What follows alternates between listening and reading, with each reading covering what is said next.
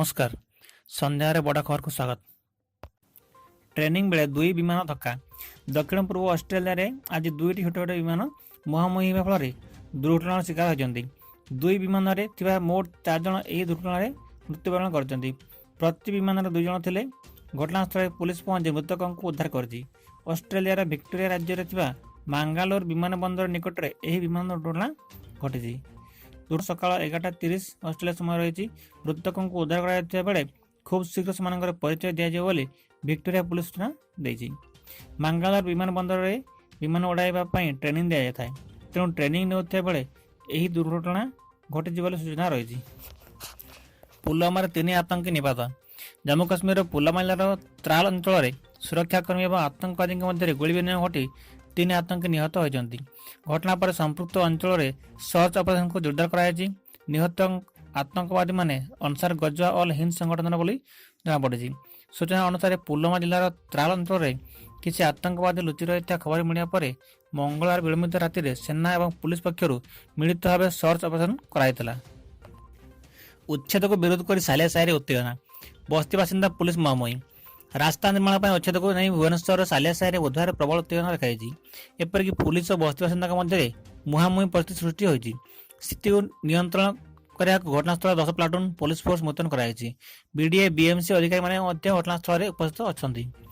सूचना अनुसार सीआरपी छकरू इन्फोसिस भाया सालिया साहि 200 फुट रास्ता निर्माण सरकार योजना रही बेले यह विरोध कर सालिया साहि रोथुवा बस्ती बासिंदा। उच्छेद को विरोध करने से रोथुवा स्थान में स्थायी पट्टा दि जाए बोली दाबी कर आज से विक्षोभ कर।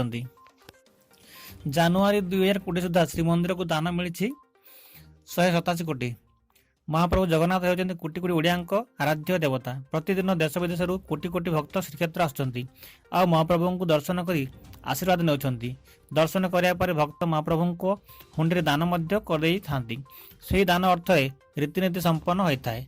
विधानसभा विधायक उमाकांत सामंतराय प्रश्न यार उत्तर देते आईन और नगर उन्नयन मंत्री प्रताप जेना। जानुआरी 2020 सुधा श्रीमंदिर को दान मिली 187 कोटी 1,85,000 टंका। यह छड़ा 17 किलो 756 ग्राम 706 मिलीग्राम सुना दान मिली। 227 किलो 95 ग्राम 307 मिलीग्राम रूपा मिली बोले मंत्री कहते। सारा विश्व को डराउची कोरोना। भूताणु व्यापुथिबारु चीन नागरिकों को रूस आसिया मना। कोरोना भाइरस संक्रमण आशंका रूस सरकार चीन नागरिक मानक रूस को छाड़े नहीं। आरंभ होता यह कटकणा सामयिक भाव लागू कर बोली रूस जड़े सरकारी कर्तृपक्ष कहते।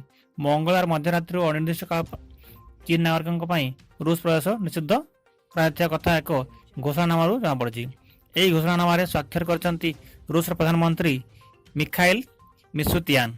कोरोना भाइरस जो चीन में महामारी भली परिस्थिति सृष्टि होता कारण रूस एभली पदक्षेप नहीं कथा जमापड़ी। विद्युत आघात मृत्यु बा गुरुतर को क्षतिपूरण। आजिकल विद्युत करेन्ट लगी मृत्यु घटना क्रमशः बढ़ुवा नजर को आसी। विद्युत तार लगी मनुष्यर जीवन जीवा सहित अनेक पशुपक्षी भी यार शिकार होइथिबार अनेक उदाहरण रही।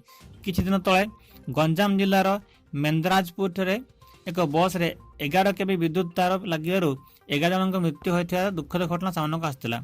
यही सब घटना को दृष्टि रखी राज्य सरकार यही दुर्घटनार क्षतिपूरण देवा लगी विद्युत नियामक आयोग को सुपारिश कर। सुपारिश अनुଯାयी एणिकी विद्युत तार लगी जीवन गले 4 लाख टंका क्षतिपूरण दिज्व। तेबे एतिक नुहे शरीर 60% नष्ट हो गले 2 लाख टंका 40 ରୁ 60% नष्ट हो गले क्षतिपूरण बाबद को 59,100 टंका पीड़िता को मिल। सेहीपरि विद्युत आघात आहत होता व्यक्ति यदि सप्ताह अधिक दिन मेडिकल चिकित्सा रहती तेबे 12,000 टंका एवं 1 सप्ताह कम समय चिकित्सा रहिले 4,500 टंका सहायता दिज्व। केवल जे यही सहायता मनीष मान लागू हो ताहा नुहे। जदि विद्युत आघात गाई और महिषी मरी जाती तेबे से बाबद को 30,000 टंका मालिक को दिज्व।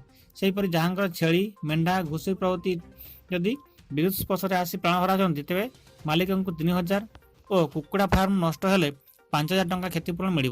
उल्लेखयोग्य 2014 ରୁ 2019 मध्य 1157 विद्युत जनित दुर्घटना घटता रिपोर्ट मिली। सेहीपरि यही घटना 842 जन मृत्यु घटता बेले 43 हाथी मरी।